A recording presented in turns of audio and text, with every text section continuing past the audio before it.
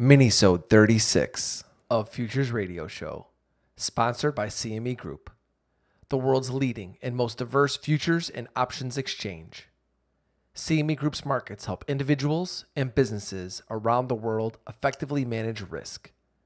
For access to free educational tools and resources for the active individual trader, please visit activetrader.cmegroup.com. Every day, traders and investors dive in to tackle the ever-changing markets to find opportunity. Futures Radio Show is your number one source for answers to the questions that all market participants want to ask. Veteran futures trader Anthony Crudele sits down with the most influential leaders and top traders in the industry. Now, here's your host, Anthony Crudele. Hey everyone, thanks for tuning in for this episode with Erik Norland.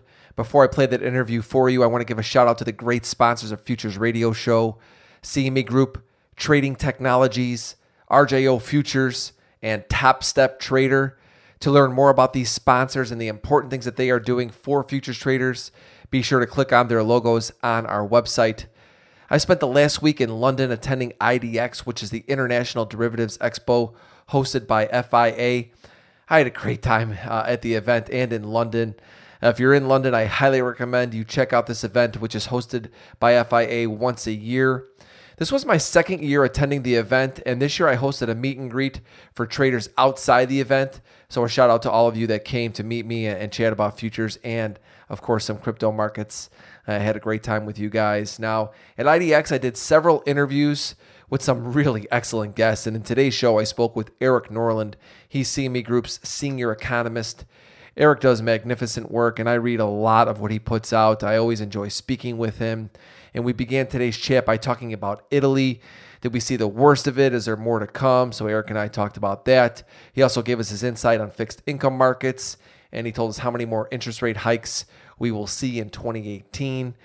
We talked about gold, the U.S. dollar, emerging markets, and we touched base a little bit on crude oil. So really great episode. Hope you enjoy it. As usual, thank you all for listening. And please enjoy this episode. Erik, welcome back to the show. Thank you so much for having me. Well, it's great to have you back on the show today, Erik, here in London at IDX. It's been a while since we last spoke. Obviously, a lot has happened in the markets, but a lot has happened as of late, specifically Italy. I mean, last week, Italy produced the highest volume day on record. But with that being said, it was really only impacting bond and treasury markets. All of the volume, all of the movement was in bonds and treasuries. S&P barely moved, gold barely moved. So now that the bond and treasury markets have come back quite a bit and equities and gold have just kind of gone on to do what they were already doing, is this over? Have things really calmed down, or is there more to come? That's a great question. So, as you pointed out, we had this 52 million contract day, the day after Memorial Day. Of that, over 30 million contracts was treasuries. Now, what we've seen since then is Italian bonds have rebounded. They've recovered most of their losses. But the thing is, now they're starting to lose those gains. So to me, this is looking like a classic dead cat bounce. So we saw the huge drop. Now we see the bounce. But in my mind, the Italian bond market, the most likely scenario, there's a lot of possibilities, but the most likely scenario is they come back and they retest those lows. And as they retest those lows, I don't think it will generate as big a reaction in a treasury market. I think that we had a lot of short positions in treasuries, people thinking that the Fed was going to push interest rates higher, which was going to push the treasury yield curve, maybe like a parallel shift upwards. And so when the Italy news hit, that causes massive liquidation of trades. So if Italy goes back and retests the lows, that might put a bid in U.S. Treasuries, but I don't think it's going to be as spectacular or as violent as what we saw in the last few days of May. Yeah, I don't think so either. From a trader's perspective, I look at it and go, the shock and awe is gone out of it. So now, as things, anytime, especially interest rates move slower, then people are able to react and digest it. When you have a big move like that in Italy, obviously U.S. Treasuries treasuries and bonds where everyone was rushing to it. And like you said, a lot of people sitting short. I was selling a few of those bounces myself. It didn't work out so well, but since it's come straight back down, and I want to talk to you a little bit about Fed funds, because you and I were talking in a different conversation, and you said the Fed funds have mostly depriced the fourth 2018 rate hike. And I had asked you, I said, you really thought there was going to be 4 rate hikes? And you said, doesn't matter what I think.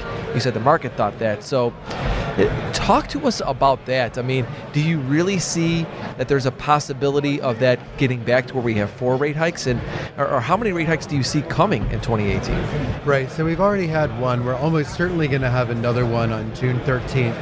And so that it's really a question of do they go both in September and December, or do they go only in December, which is what they did last year?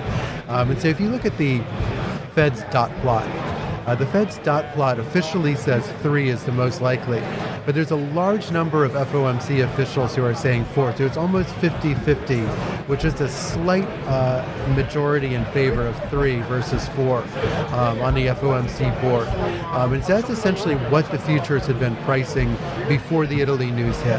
The market had favored actually 4 versus 3. Then essentially one of them got entirely depriced. But over the last few days, as things have normalized, that pricing is coming back in partly. And so I think that's driven in part by strong employment gains. Another 200,000 jobs created last month. Unemployment at 3.8%. And you're also seeing inflation starting to tick a little bit higher.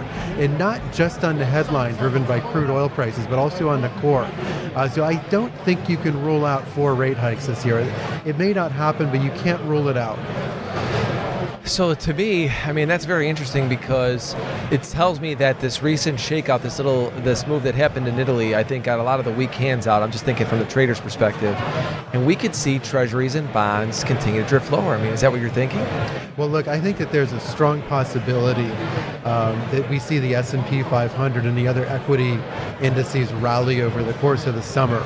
So you combine the possibility of an equity rally with the strong labor market, rising inflation, and you have just a potentially toxic environment for being long fixed income. Yeah, no, I don't disagree with you on that. Now, talking about inflation, and we just talked about the move that happened in Italy, as a trader, I always go back to look and see what's happening in gold. Gold barely moved on that move. And I was talking to a lot of my trader friends about this. I'm like, look, at the treasury market, the bond market rips higher. Nothing happens in equities, like I mentioned. And then gold barely moved, and it's starting to work its way back down. What are your thoughts about gold? So gold, to my mind, is caught in a sort of tug of war here. So on the one hand, gold does not like rising interest rates because essentially the fiat currency, the US dollar, is a competitor for gold. So when it pays more interest, that's not good for gold.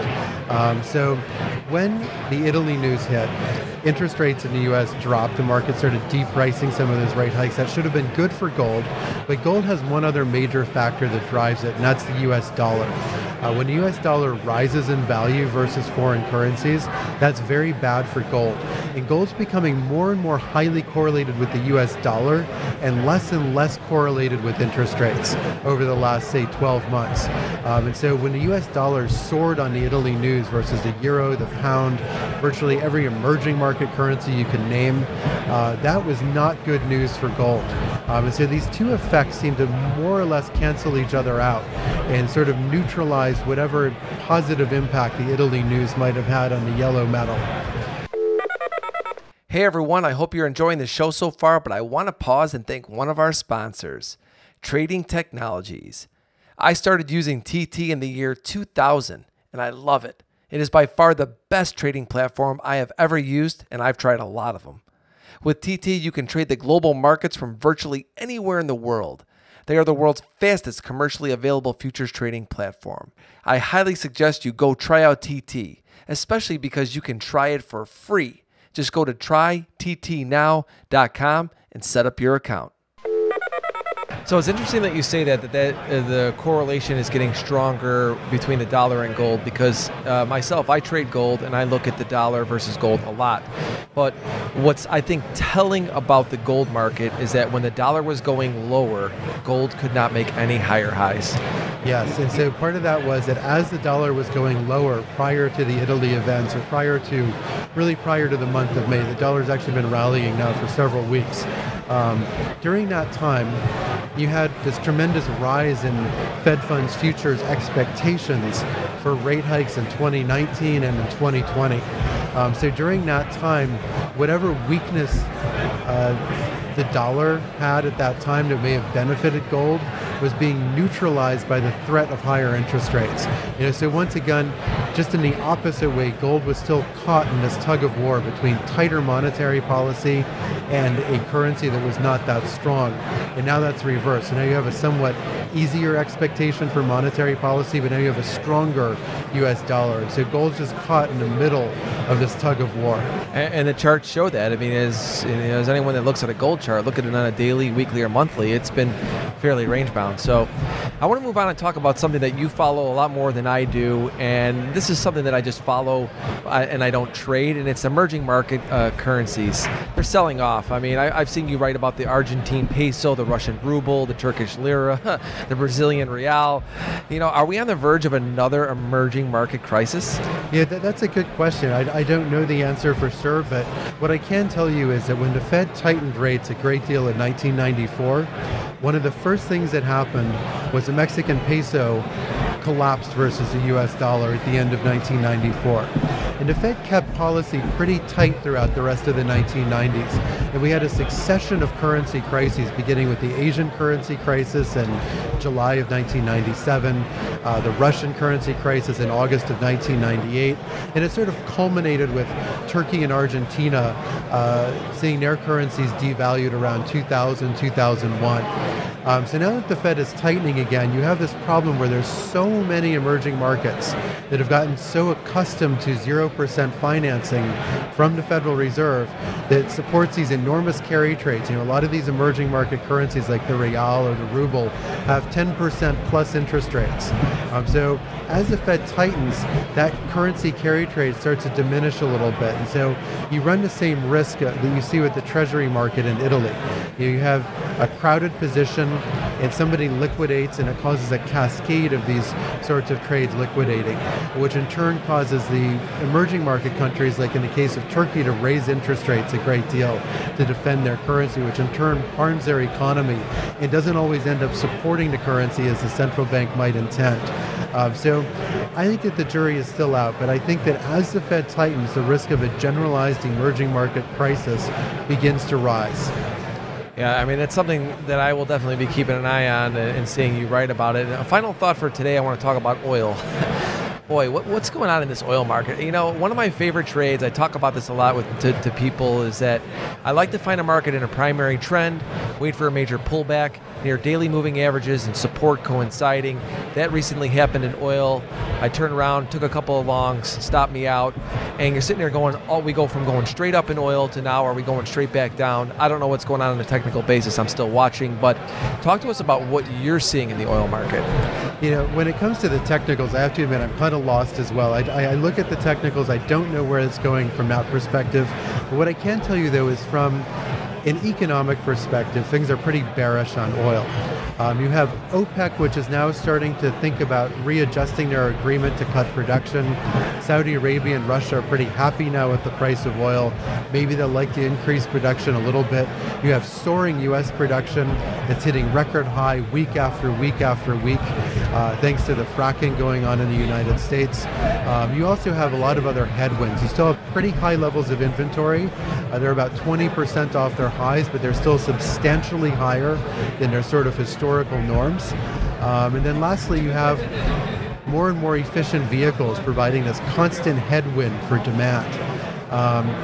When it comes to upside risks on oil, and I do think there are very important upside risks, I think those are really political risks. So economic risks are to the downside, but you have these political risks to the upside, the end of the Iran agreement, potential tensions within countries, within Saudi Arabia, within Venezuela, that could disrupt production. But unless you actually see a disruption of production in one of these countries, it might be difficult for oil to sustain a rally. Erik, great insight today. Where can people find you on social media? And give us a website to check out to read more about what you're doing on a day-to-day, week-to-week basis. So our research is all published at cmegroup.com. And so if you go to the website, right on the main page, you see my research as well as that of my colleague in Chicago, Bluford Putnam. And we try to write about every asset class, so it should all be there. All right, Erik, thank you so much for coming on Futures Radio Show. Thank you so much for having me. Thank you for listening to Futures Radio Show. If you have any questions or comments for myself or my guests, please visit futuresradioshow.com and sign up to be a premium member for free. If you enjoyed the show, don't forget to leave us a review on iTunes.